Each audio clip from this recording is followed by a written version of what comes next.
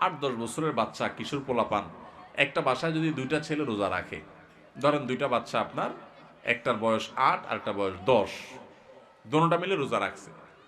রোজা রাখার পর সাধারণত একটু বয়স যেগুলোর বেশি হয়, মানে 10-12 এরকম, তাদের মধ্যে ওই যে বাদরামিটা শুরু হয়, বাদরামি দুষ্টামিটা শুরু হয়।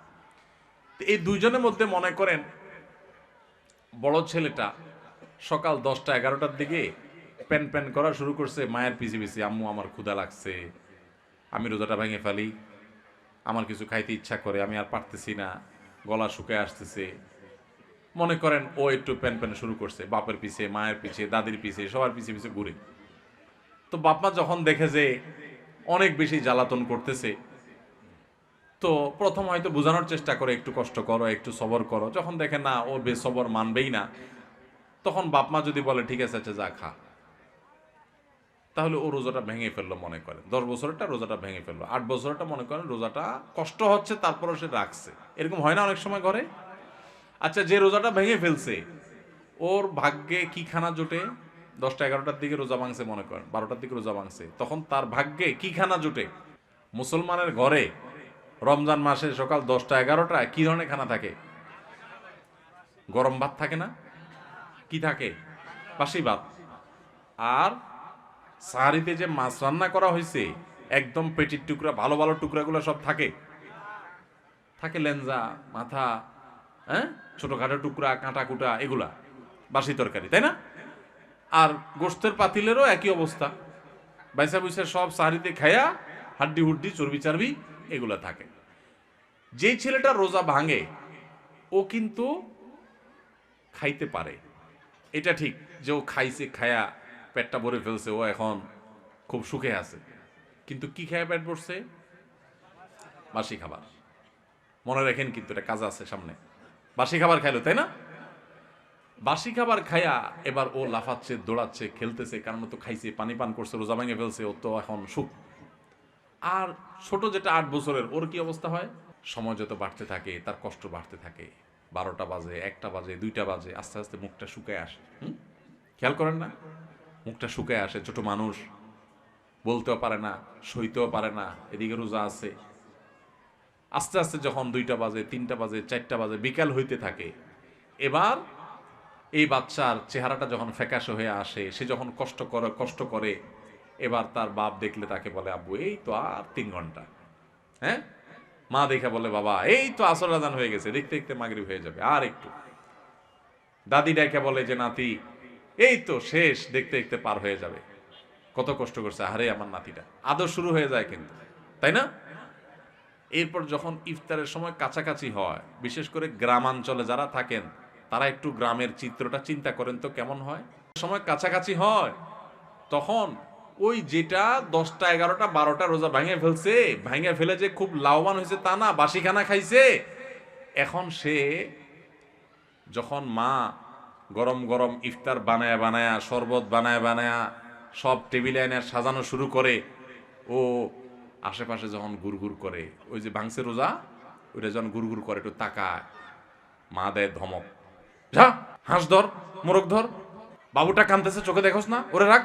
কারণ তুমি তো রোজা ভাঙছো চান্দু, তুমি বাসি খায় এত পেট ভরছো, তোমার তো এখন ইফতারের জন্য এত লালায়িত হওয়ার কথা নেই, তাড়াহুড়া নেই। যাও বাচ্চারা ধরো, যাও তাড়াতাড়ি একটা মোমবাতি নিয়ে আসো, কারেন্ট চলে গেলে জ্বালাইতে হবে। তাহলে ও রোজা ভাঙে একটু বাসি খানা খাইছে, খাইছে একটু বাসি খানা, কিন্তু এখন দৌড়ানি খায়। বিকালে কি খায়? দৌড়ানি খায়। আর যেই ছেলেটা ছোট মানুষ রোজা রাখছে, মুখটা শুকায় গেছে, আর আধা ঘন্টা বাকি আছে সূর্য ডুবার, ওর কি অবস্থা হয় বলেন? তাড়াতাড়ি তারা ডেকে এনে দাদি কোলে নিজের কাছে বসায় চেয়ারে, হ্যাঁ, বাবা হাত দেয় পিঠে, মা এসে চুমা দেয়, বাবা আমার কত কষ্ট হয়ে গেছে, এই তো বাবা আজান দিয়ে দিবা, আর অল্প একটু বাকি। আদর আর আদর শেষ নাই, তাই না? আর মুয়াজ্জিন আজান দিতে দেরি, তার খানার আর দেরি নাই। মা শরবত আগাতে, বাবা আগে শরবতটা মুখে নাও। দাদি খেজুর আগাতে, বাবা আগে একটু খেজুরটা মুখে নাও। বাপে পেঁয়াজি ধরে রাখে, বড় আরেক ভাই বোন থাকলে তারা আপনার চপ ধরে রাখে, আরেকটা ধরে রাখে, একটার পর একটা খাওয়াইতে থাকে, তুই খা বাবা খা। আর ওইটা যদি কাছাকাছি আসে দে ধমক, বাচ্চা কাঁদতেছে দেখোস না পিচ্ছিটা, ওরা ধর। হয় কি হয় না বলেন?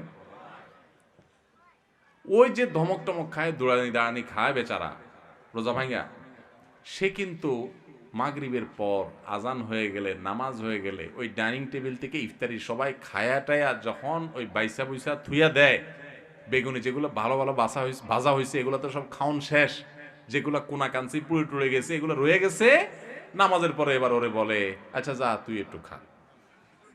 ঠিক না ঠিক? রোজা যে ভাঙছে ওর কপালে খানা জুটে, কিন্তু সেটা সকালেও বাসি বিকালেও। আর যে কষ্ট করে রোজা রাখে তার কষ্ট কিন্তু হয়, চেহারা কিন্তু শুকায় যায়, জিহ্বা কিন্তু শুকায় যায়, অনেক কষ্ট হয়। কিন্তু কষ্ট করে যদি সে রোজাটা রাখতে পারে শুধুমাত্র, তাহলে সূর্য ডুবার আগে থেকে তার আদর শুরু হয়, মায়া শুরু হয়, কদর শুরু হয়। সূর্য ডুবার পর তার খানার খানা, আদর আর আদর, যত্ন আর যত্ন। ঠিক না ঠিক? ভাই আমার, এটা হলো রমজানের রোজার অবস্থা।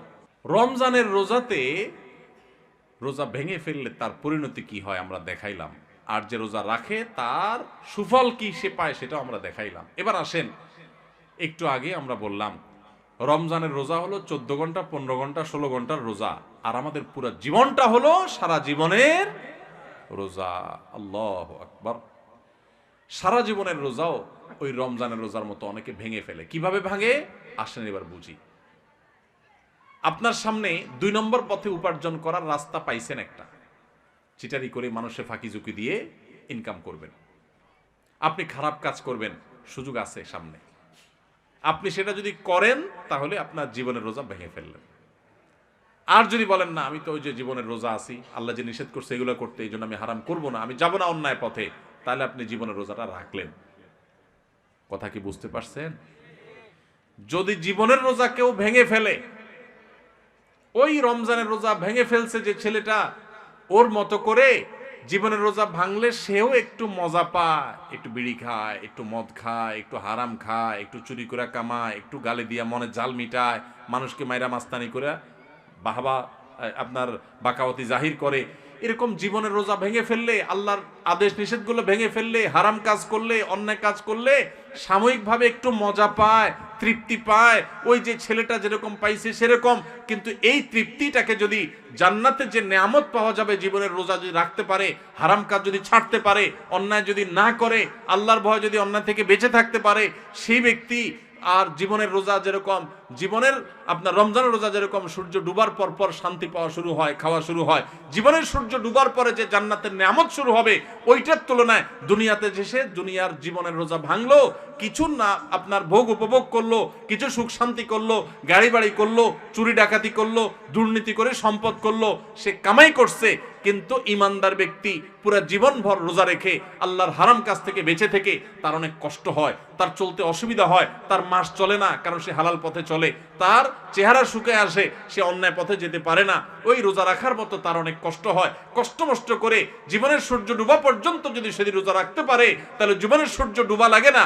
জীবনের সূর্য ডুবার আগেই আল্লাহর ফেরেশতারা কোরআন আয়াতে বলে দিয়েছে, এসে তাকে বলে দে আল্লাহ তাখাফু ওয়ালা তাহজানু ওয়া আবশিরু বিল জান্নাতিল্লাতী কুনতুম তুআদুন।